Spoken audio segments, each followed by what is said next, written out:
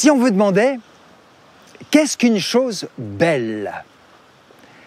Peut-être vous allez dire, c'est quelque chose qui me plaît, c'est quelque chose qui me donne une émotion, c'est quelque chose qui me donne la chair de poule, une belle musique qui flatte le tympan, un beau paysage qui m'émerveille, un beau texte qui me fait pleurer de bonheur. Voilà, c'est beau parce que ça me plaît. C'est une vision très nombriliste, très égocentrique. Or, c'est une vision typique du 19e siècle. Parce que quand on regarde chez les anciens, chez les philosophes, une chose est belle, non pas parce qu'elle me plaît, mais parce qu'elle fait partie d'un tout. C'est une approche de l'esthétique où le beau, le juste et le bon sont trois facettes d'une même réalité. Une chose, elle est belle parce qu'elle est juste et parce qu'elle est bonne. Parce que une belle musique, par exemple, pour les anciens, elle était là pour nous aider à ne pas perdre la juste voie. Il y avait quelque chose d'absolu. Et c'était d'ailleurs le sens que les anciens avaient donné à la théorie des métiers, par exemple, la théorie de l'art.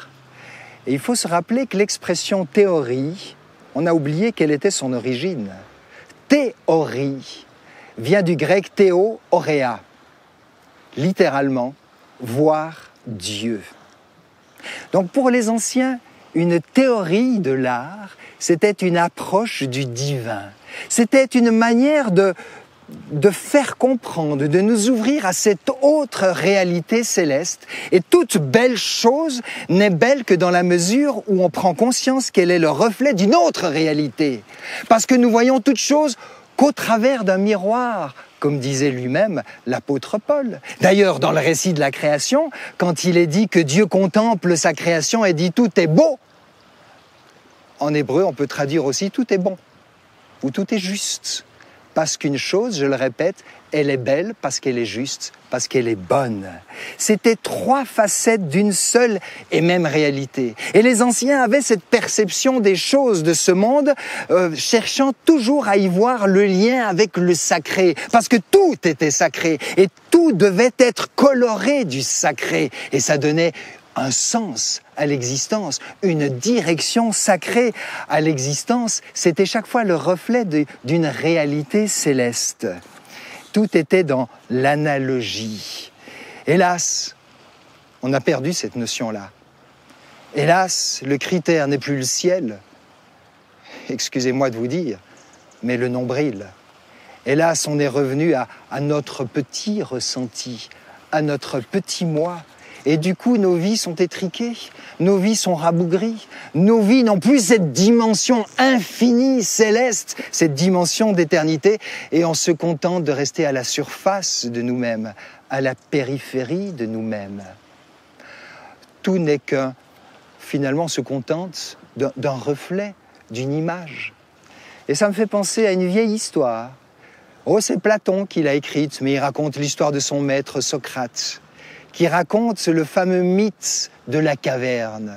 Et si je résume en quelques mots, c'est l'histoire d'une société qui est enfermée dans une grotte, dans une caverne, et qui sont tous ligotés dans cette caverne depuis la naissance, mais ils ne souffrent pas parce qu'ils ont toujours vécu dans ces bas-fonds. Ce sont des mollusques de grand fond, mais ils ne le savent pas. Et ils sont là avec le nez collé contre le mur, et ils savent pas que derrière eux, il y a une sortie, et qu'il y a un chemin qui monte derrière eux, qui mène à la vie d'en haut. Et puis la vie d'en haut, il y a des gens qui circulent dans la liberté, dans la beauté de la liberté. Et puis, le soleil reflète sur les murs de la caverne leurs ombres, et la nuit, il y a un feu qui reflète ces ombres. Et un jour, il y en a un qui est libéré de ses chaînes et qui découvre qu'il y a une ouverture. Et il sort. D'abord, il dit, mais il n'y a rien, je vois plus rien. Donc, en dehors de ma grotte, il n'y a rien. Et petit à petit, les yeux s'habituent à la lumière. Et il découvre un chemin qui monte. Et il monte le chemin, nous dit Platon. Et il découvre le monde d'en haut. Et il s'en émerveille. Et il se dit, mais mes pauvres frères et sœurs qui sont enfermés là, dans cette grotte en bas, se contentant de l'ombre, imaginant pas que cette ombre n'est qu'une ombre d'une autre réalité bien plus belle. Alors, il descend vers ses frères. Et en descendant, en rentrant dans la caverne, il fait nuit. Il voit plus clair, il trébuche, il tombe, il se blesse, il s'approche de ses frères et il leur dit « J'ai trouvé la vraie vie ». Et tout le monde le voit, les yeux brûlés par son aventure, et il saigne un peu de sa chute, et ils lui disent « mais tu es un fou ». Et il lui dit « mais venez, j'ai trouvé la vraie vie ».